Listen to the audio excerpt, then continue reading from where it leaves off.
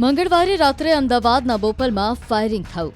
કબીર એન્કલેવમાં ભાડાના ઘરમાં રહેતા કલ્પેશ ટુંડિયા નામના યુવકના માથાના ભાગે ગોળી વાગતા લોહીથી લથબથ થઈ ગયા. 6 વર્ષની દીકરીએ રૂમમાં આવીને પિતાની હાલત જોઈ માતાને ફોન કરીને જાણ કરી. માતા આવ્યા બાદ પાડોશીઓની મદદથી કલ્પેશને હોસ્પિટલ ખસેડાયો. જોકે ડોક્ટર દ્વારા તેઓને મૃત જાહેર કરાયા. ઘટનાની જાણ થતાં જ પોલીસ પહોંચી.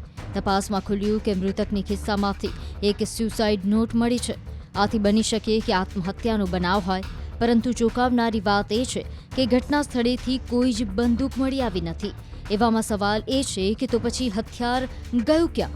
શું હત્યાને આત્મહત્યામાં ખપાવવાનો પ્રયાસ કરાયો છે? કારણ કે ઘટના પહેલા કોઈ 2 વ્યક્તિ કલ્પેશને મળવા માટે આવ્યા હતા. એકાદ કલાક સુધી તેમની સાથે ચર્ચા થઈ. બંને વ્યક્તિ હજુ ઘરની બહાર નીકળ્યા હતા ત્યાં જ ફાયરિંગનો અવાજ આવ્યો. આ તરફ મૃતકના પિતાનું કહેવું છે કે જ્યારે મારી પૌત્રી વિડીયો કોલ કરીને મારી પુત્રવધૂને જાણ કરી હતી ત્યારે એ 2 વ્યક્તિમાંથી એક વ્યક્તિ ઉપર આવી હતી અને વિડીયો કોલ બંધ કરાવ્યા બાદ ભાગી ગઈ હતી. પ્રાથમિક માહિતી અને નિવેદનો પરથી આ કેસ અત્યંત ભેદી જણાઈ રહ્યો છે. એટલે જ પોલીસે ઊંડાણપૂર્વકની તપાસ શરૂ કરી છે.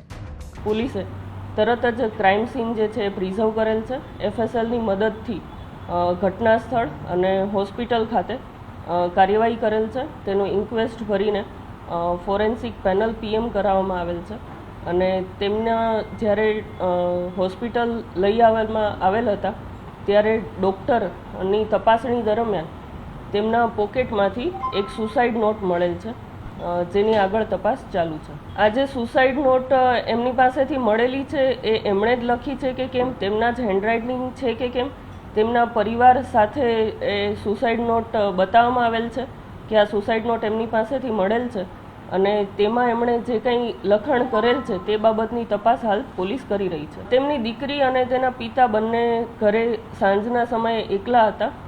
તે દરમિયાન રાતે 2 વ્યક્તિઓ તેમના પિતાને મળવા માટે આવેલ હતા. દીકરી જે છે નીચે હોમવર્ક કરતી હતી અને તેના પિતાએ કહેલ હતું કે 2 વ્યક્તિ મને મળવા આવવાના છે, તો અમે ઉપર બેસીને વાતચીત કરીશું. ત્યારબાદ એ 2 વ્યક્તિ જે મળવા આવેલા હતા તે નીચે આવી ગયેલા હતા. તે નીચે હતા અને તેના પિતા પછી એ બંનેને નીચે મૂકીને પોતે એકલા તેના રૂમમાં ગયેલા હતા અને ત્યારબાદ આ બનાવ બનેલો છે. જે 2 વ્યક્તિ મળવા આવેલા હતા તે વ્હાઇટ કલરની કાર લઈને આવ્યા હતા. તે કાર પોલીસ દ્વારા આઈડેન્ટિફાઈ કરવામાં આવેલ છે અને જે વ્યક્તિઓ મળવા આવેલ હતા તેને પણ આઈડેન્ટિફાઈ કરવામાં આવેલ છે અને હાલ તેમની તપાસ ચાલુ છે. હાલ જે ક્રાઇમ સીન છે પોલીસ જ્યારે પહોંચી ત્યારે તો એમના દીકરી અને તેની માતા જે છે એ બંને હોસ્પિટલ ખાતે હાજર હતા. એટલે પોલીસે ત્યાં જે ક્રાઇમ સીન છે ને પ્રિઝર્વ કરેલો છે. ત્યાં ઘણું લોહી વહી ગયેલું હતું અને ઉપરનો જે રૂમ છે ત્યાં ફાયરિંગના ખાલી કેસ અને બુલેટ મળી આવેલ છે. ટોટલ 1 રાઉન્ડ ફાયરિંગ થયેલાનું પ્રાથમિક તપાસમાં જણાઈ આવેલ છે અને આ જે ફાયરિંગ થયેલું છે તે બુલેટનો હેડશોટ છે, એટલે માથામાં 1 ગોળી જેનું એન્ટ્રી એક્ઝિટ બંને વુન્ડ પ્રેઝન્ટ છે, એટલે ગોળી માથામાંથી આરપાર નીકળેલી છે, એટલે 1 ગોળીની ઈજા થયેલાનું પ્રાથમિક તપાસમાં જણાઈ આવેલ છે. આ સિવાય કોઈ ઈજા નથી. રૂમમાં બનાવ બનેલો છે ત્યાંથી ખાલી કેસ અને બુલેટ મળી આવેલ છે.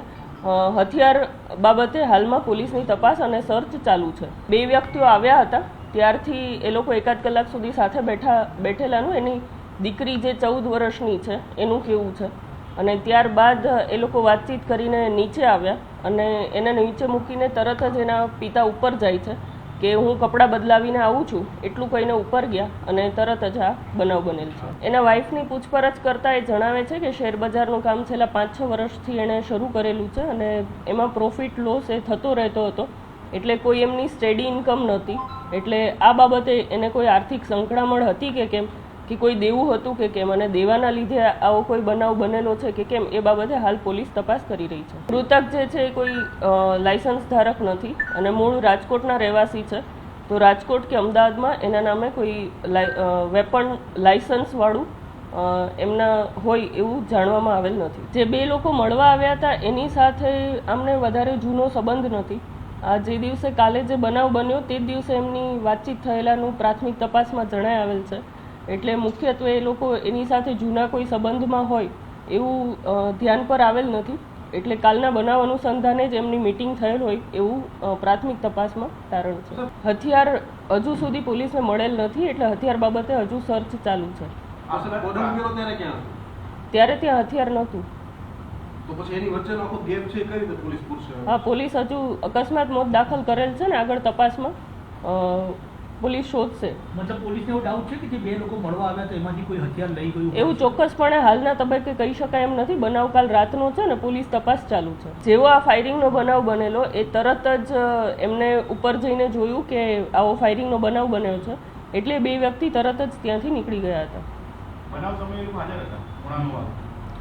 એમની દીકરીના કહેવા પ્રમાણે આજે બનાવ બન્યો એ વખતે એના પિતા ઉપર ગયા અને આ બંને વ્યક્તિ જે હતા એ ત્યાં નીચે એમની કાર પાસે ઊભેલા હતા અને ઉપર જેવો આ અવાજ આવ્યો એટલે તરત જ એની દીકરી દોડીને તરત ઉપર ગઈ. એમણે જોયું અને આ બે વ્યક્તિઓને પણ નોર્મલી અવાજ આવ્યો હશે એટલે એ લોકો પણ ઉપર ગયા અને પછી એમણે જે બનાવ જોયો એટલે તરત જ એ લોકો ત્યાંથી નીકળી ગયા છે. ખબર નથી પડતી, હું કાંઈ હાજર હતો નહીં, હાજર હતો નહીં, મને કાંઈ ખ્યાલ નથી. હું તો રાજકોટ હતો, ફોન આવ્યો એટલે હું અહીંયા આવ્યો, ખ્યાલ આવ્યો થઈ ગયું. દીકરીએ શું કીધું? દીકરી એમ કહે છે કે બે જણા આવ્યા હતા કો એ હેઠે ઊભા ને પછી શું થયું કાંઈ ખબર ન પડી. એ હેઠે હતી, દીકરી નીચે લેસન કરતી હતી નીચે રૂમમાં, ઉપરના રૂમમાં એના બેડરૂમ છે. એ આ કલ્પે ઉપર ગયો પછી એને શું થયું એને ખબર ન પડી. બે જણા હતા એ પછી બહાર નીકળી ગયા હતા અને આ અવાજ આવ્યો કાંઈ એટલે દીકરી ઉપર ગઈ તો આ લોહી લોહાણ હાલતમાં હેઠે પડ્યો હતો. છોકરીએ પછી એના મમ્મીને ફોન કર્યો વિડીયો કોલ. પેલા બે જણા હતા એમાંથી એક જણો આવીને તરત એના વિડીયો કોલ બંધ કરાવી દીધો અને એ ભાગી ગયો, એ ગભરાઈ ગયો. દીકરીએ શું કીધું હતું? અવાજ આવ્યો પછી દીકરીએ શું કીધું હતું તમને? મારી હારે વાત જ નથી દીકરીની કે નહીં, તમારી જે દીકરાની જે દીકરી છે એને કંઈક અવાજ આવ્યો તો એટલે એ ઉપર ગઈ, હા, ઉપર જ ગઈ એટલે એને જોયું તો એના મમ્મીને ફોન વિડીયો કોલ કર્યો. બધા બે ભાઈઓ ક્યાં ઊભા હતા? નીચે બહાર. નીચે બાર. પછી એમાંથી કોઈ ઉપર ગયું હતું એવું કંઈ? પછી બે એક જણો ઉપર ગયો, આ બેબી એના મમ્મીને વિડીયો કોલ કરીને કહેતી હતી કે આમ થઈ ગઈ દીદીને કંઈક થઈ ગઈ લોહી લોહા. દીકરો શું ધંધો કરતો હતો? વેપાર ધંધો? એને ફૂટકોટમાં ચાઇનીઝ પંજાબી શેર બજારનું પણ કરતા હોય એવું? શેર બજાર સાઈડમાં કરતો હોય.